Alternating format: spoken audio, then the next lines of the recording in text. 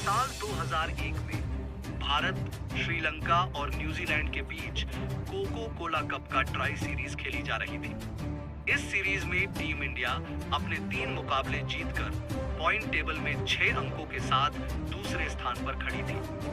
वहीं श्रीलंकाई टीम अपने 4 मैच जीतकर अंक तालिका में 8 अंकों के साथ पहले ही फाइनल में प्रवेश कर चुकी थी और न्यूजीलैंड टीम अपने चारों मैच हारकर इस श्रृंखला से बाहर हो चुकी थी और इस सीरीज का फाइनल मुकाबला इंडिया और श्रीलंका के बीच खेली जानी थी। लेकिन लीग स्टेज का एक मैच भारत और न्यूजीलैंड के बीच खेली जानी अभी बाकी थी। हालांकि इस मैच का कोई मतलब नहीं बनता था, मगर हर मैच अपने पीछे एक नई कहानी छोड़ जाती है। यह मैच एक शख्स के लिए बहुत ही महत्वपूर्ण था। इस मैच में एक सुपरस्टार का जन्म होता है जो आगे चलकर खुद को एक महान खिलाड़ी के रूप में स्थापित करता है। खैर, 2 अगस्त 2001 को लीग चरण का अंतिम मैच भारत और न्यूजीलैंड के बीच कोलंबो के इस मैदान में प्रारंभ होता है। न्यूजीलैंड टीम ट्राई सीरीज के इस आखिरी मैच में जीत हासिल कर पूरे गर्व के साथ इस टूर्नामेंट से विदा लेना चाहता था। लेकिन दूसरी ओर टीम इंडिया के खेमे में चिंता की लहर थी, क्योंकि लिटिल मास्टर सचिन तेंदुलकर चोट की वजह से इस मैच नहीं खेल रहे थे। सचिन की अनुपस्थिति ने संपूर्ण हिंदुस्तान और टीम इंडिया की उम्मीदों पर ग्रहण लगा दिया था, क्योंकि वो दौर ही ऐसा था जब टीम इंडिया के लिए सचिन तेंदुलकर का खेलना जीत की सबसे बड़ी गारंटी देता था। उनकी मौजूदगी ही टीम इंडिया के आत्मविश्वास को पंख देती थी।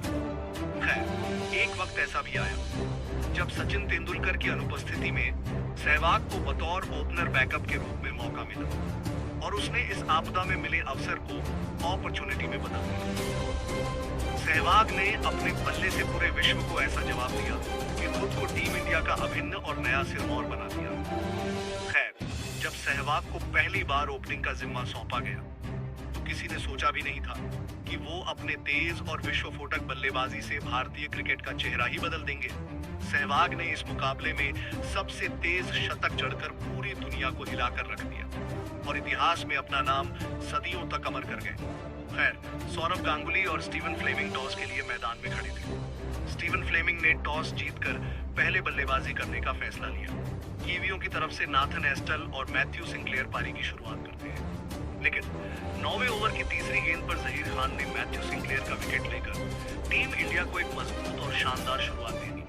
लेकिन इसके बाद स्टीवन फ्लेमिंग और नाथन एस्टल ने 136 रनों की दमदार पार्टनरशिप करते हुए टीम इंडिया के गेंदबाजों की हर चाल को नाकाम कर दिया।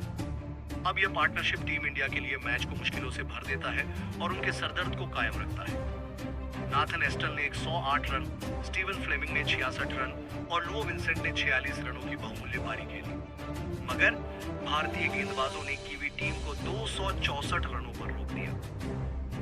कोलंबो के रणभूमि में 265 रनों के लक्ष्य का पीछा करना बिल्कुल भी आसान नहीं था, क्योंकि पहले तो पिच का धीमा मिजाज, दूसरा हवा में गेंद का स्विंग करना और तीसरा कीवी के मजबूत और असरदार गेंदबाजी आक्रमण। खैर, 265 रनों के इस बेहद चुनौतीपूर्ण लक्ष्य का पीछा करने के लिए टीम इंडिया की ओर से प्रिंस सौरव गांगुली और बेखौफ एवं निडर बल्लेबाज वीरेंद्र सहवाग मैदान में दस्तक दे चुके थे।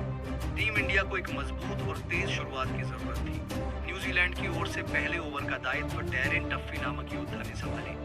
टीम इंडिया का पहला ओवर बैटर आया, लेकिन दूसरे ओवर की दूसरी बॉल पर सहवाग ने कवर की दिशा में खूबसूरत चौका लगाया और इस प्रहार के साथ ही उन्होंने अंतर्राष्ट्रीय पटल पर पदार्पण की घोषणा कर दी। इसके बाद सहवाग ने कुछ देर तक पिच के मिजाज और कीवी गेंदबाजों के ऊपर नजर रखी और फिर छठे ओवर में वीरेंद्र सहवाग ने काइल विल्स के विरुद्ध लगातार 4 चौके जड़ते हुए उस ओवर को विध्वंसक बना डाला, जिससे कुल 16 रन आए। प्रारंभिक 6 ओवरों में सहवाग की निर्मम और अंधाधुंध बल्लेबाजी ने न्यूजीलैंड के गेंदबाजों की धज्जियां उड़ाते हुए उनका कमर ही तोड़ दिया। उनकी गति, दिशा और आत्मविश्वास सभी तहस नहस हो चुकी थी।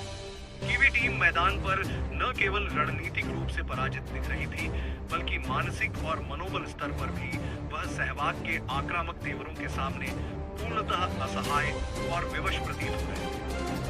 यह एक तरफा युद्ध था, जहां सहवाग अकेले ही विपक्षी सेना पर कहर बनकर टूट पड़े थे। सहवाग ने अपने कौशल से मैदान में ऐसा समा बांधा कि इंडियन डगआउट से लेकर फैंस सभी झूमने पर मजबूर थे। बॉल सीमा रेखा से ज्यादा आसमान में सैर कर रही थी। सहवाग ने अपने विध्वंस, प्रलयकारी और पराक्रम से संपूर्ण हिंदुस्तान को यह एहसास और भरोसा दिलाया कि वह सचिन तेंदुलकर की कमी को पूर्ण कर सकता है। कमेंटेटर बोल रहे थे कि यह सिर्फ बैटिंग नहीं बल्कि यह एंटरटेनमेंट है।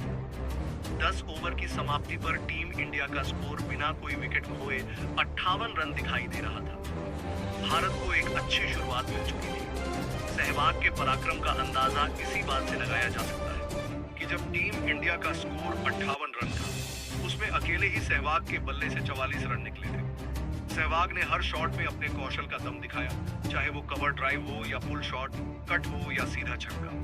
खैर, 11वां ओवर लेकर आए डैरेन टफी के खिलाफ सहवाग ने अपने बल्ले को पूरी तरह से आजाद किया और 4 चौके तथा 1 छक्के के साथ कुल 22 रनों की लूट मचाई। जबकि इसी ओवर की दूसरी गेंद पर सहवाग का अर्धशतक भी आया। हाफ सेंचुरी पूरा करने के बाद सहवाग का तेवर बदल चुका था और उस बदले हुए तेवर ने इतिहास में एक नया अध्याय लिखना प्रारंभ कर दिया। सहवाग के इस विध्वंस रूप को देखकर न्यूजीलैंड के खिलाड़ियों और उनके समर्थकों के चेहरे का रंग उतर चुका था। 15 ओवर का खेल खत्म हो चुका था और टीम इंडिया के खाते में बिना कोई विकेट खोए 100 रन दिखाई दे रहा था। कोलंबो के रणभूमि में सहवाग नाम का तूफान आ चुका था, जो अब शांत होने का नाम नहीं ले रहा था। डैरेन टफी को बेरुखी से धुनाई करने के बाद सहवाग ने कीवियों के हर गेंदबाजों को बारी बारी से बिना कोई भेदभाव किए लहूलुहान कर डाला। सहवाग एक भूखे शेर की तरह हर गेंद पर प्रहार कर रहे थे, मानो वे कई वर्षों से रण के प्यासे थे। स्टीवन फ्लेमिंग जैसे अदब और सुलझे हुए सेनापति के पास भी ऐसा कोई हथियार नहीं था जो सहवाग के इस रौद्र रूप को शांत कर सके।